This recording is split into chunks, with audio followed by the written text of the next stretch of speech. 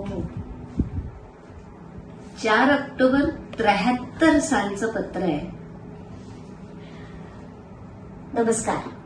आमच्या वेळी असं होतं मध्ये मी म्हटलं तसं की काही बाबांच्या जुन्या आठवणी, त्यांच्या खोलीत मिळालेल्या काही फाईल, त्याच्यात ही इतकी रोचक, इतकी इंटरेस्टिंग फाईल आहे की याच्यामध्ये खूप जुनी जुनी आणि अतिशय डिटेल मजकूर असलेली काही पत्र आहेत. त्याच्यात ह्या पत्राचं मला का विशेष वाटतं की माझ्या आत्याच्या सासरेबुवांनी माझ्या वडिलांना म्हणजे आपल्या सुनेच्या भावाला लिहिलेलं पत्र आहे. आणि इतकं आपुलकीने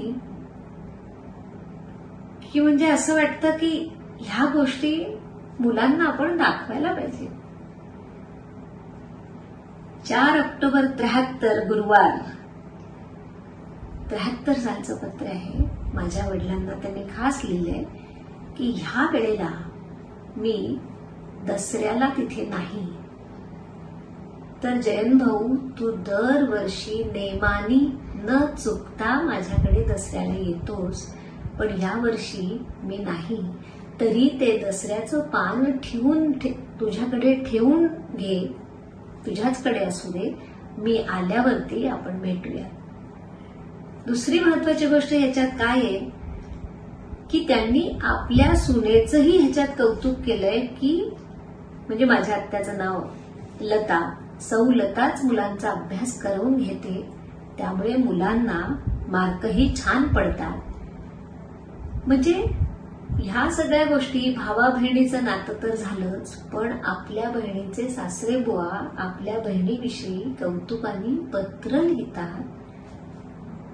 ही पण माणूस म्हणून एकमेकांबरोबर बांधून राहणं, 2 कुटुंब लग्नानंतर जी एकत्र येतात तीही अशी, ह्याचे हे एक उदाहरण.